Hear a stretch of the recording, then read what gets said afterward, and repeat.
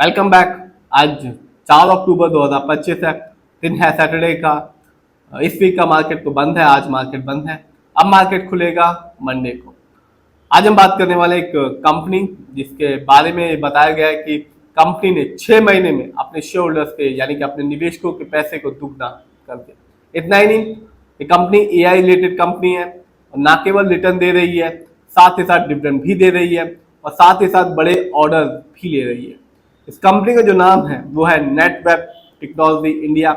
सबसे पहले जानते हैं इस कंपनी के बारे में। तो कंपनी इंगेज्ड है super compounding AI system private cloud में, और लास्ट फ्राइडे को भी इस कंपनी ने एक अच्छा खासा रिटर्न निकाल के दिया 5.99% का। इसका जो रीजन ये था कि कंपनी को 2 बड़े ऑर्डर हाथ लगे हैं, जिसकी बात हम आगे करेंगे।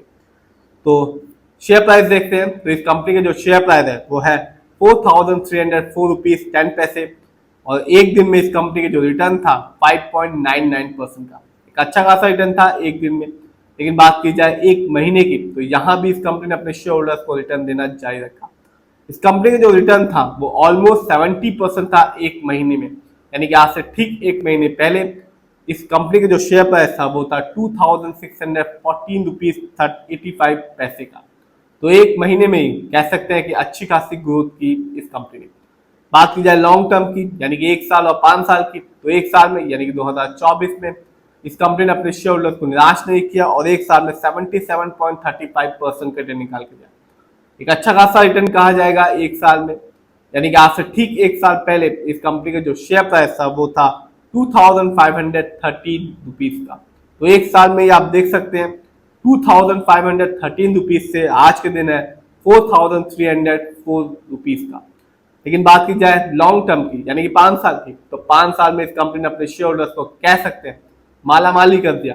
इस कंपनी का जो रिटर्न था 5 साल में वो था 356% का, यानी कि आज से ठीक 5 साल पहले 2020 में इस कंपनी का जो शेयर प्राइस था वो सिर्फ 875 रुपीज था, जो 5 साल में बढ़कर हो चुका है 4,304 रुपीज का। तो जो अच्छी कंपनियां होती हैं जिनका फ्यूचर स्ट्रांग होता है वो ऐसा ही करती हैं, अपने शेयर होल्डर्स को लॉन्ग टर्म में माला माल कर देती हैं। जानते हैं इस कंपनी के स्टॉक के परफॉर्मेंस को। तो 1 साल में इस कंपनी का जो हाईएस्ट शेयर प्राइस गया वो रहा 4,386 रुपीज, जबकि 1 साल में इस कंपनी का जो लो शेयर प्राइस आया वो रहा 1,278 रुपीज का। बात करते हैं इस कंपनी के लेटेस्ट न्यूज की। तो कंपनी ने अभी ही एक्सचेंज को बताया कि कंपनी को 2 बड़े ऑर्डर हाथ लगे हैं। एक का कॉस्ट है 450 करोड़, जबकि दूसरे का कॉस्ट है 1,734 करोड़ का। ये भी एआई रिलेटेड वर्क ही है, तो कह सकते हैं कि कंपनी बड़े बड़े ऑर्डर्स ले रही है, जिसकी वजह से ही कंपनी अपने शेयर होल्डर्स को एक अच्छा खासा रिटर्न दे रही है। जानते हैं इस कंपनी के इवेंट्स को। तो कंपनी ने पिछले महीने 22 अगस्त 2025 को अपने शेयर होल्डर्स को डिविडेंड दिया, हर एक शेयर के बदले में 2.5 रुपए का। तो जिस भी शेयर होल्डर्स के पास इस कंपनी के शेयर की एक अच्छी खासी क्वांटिटी होगी उसे एक अच्छा डिविडेंड देखने को मिला होगा। जानते हैं इस कंपनी के फंडामेंटल्स को। तो आप देख सकते हैं कंपनी की जो मार्केट कैप है भारी भरकम है 24,384 करोड़ का। लार्ज कैप की कंपनी है, लार्ज कैप की कंपनी का मार्केट कैप 7,000 करोड़ से ऊपर का होता है। इस कंपनी का जो पीबी रेशियो है वो है 45.98। शेयर मार्केट में एक अच्छा पीबी रेशियो कहलाता है 1 या तो बिलो 3। इस कंपनी का इंडस्ट्री पी है 98.22। शेयर मार्केट में एक अच्छा इंडस्ट्री पी होता है 20 से लेकर 25 के बीच में। इंडस्ट्री पी से पता चलता है कि कंपनी का स्टॉक मार्केट में क्या चीप है या एक्सपेंसिव है। इस कंपनी का डेप्ट टू इक्विटी 0.02 कह सकते हैं, और आप देख भी सकते हैं इस कंपनी पर लोन का ना के बराबर है। इस कंपनी की जो आरओई है यानी कि रिटर्न ऑन इक्विटी वो है 21.45% का। शेयर मार्केट में एक अच्छा आरओई कहलाता है 15% से लेके 20% के बीच में, जैसा कि इस कंपनी का।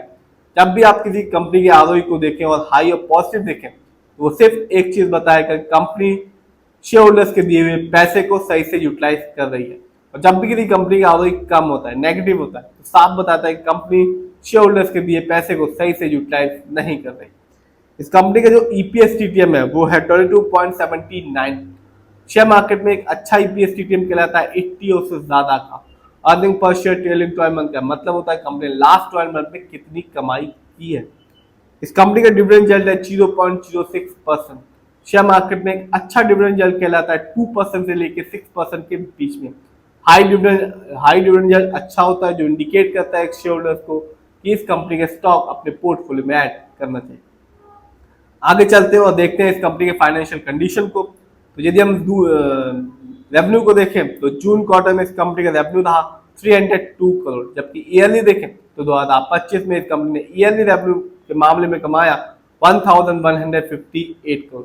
बात की जाए प्रॉफिट की तो कंपनी का जून क्वार्टर में प्रॉफिट रहा 20.48 करोड़, जबकि 2025 जो साल अभी चल रहा है इस कंपनी ने प्रॉफिट के मामले में कमाया 114 करोड़।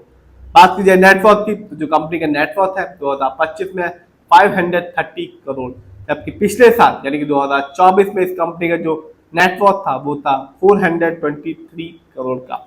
आगे चलते हैं और देखते हैं इस कंपनी के शेयर होल्डिंग पैटर्न को। तो साफ है, प्रमोटर यानी कि इस कंपनी जो ओनर्स हैं उनका पैसा अपनी कंपनी में सबसे ज्यादा लगा हुआ है, जो कि एक अच्छी बात होती है किसी भी कंपनी के लिए।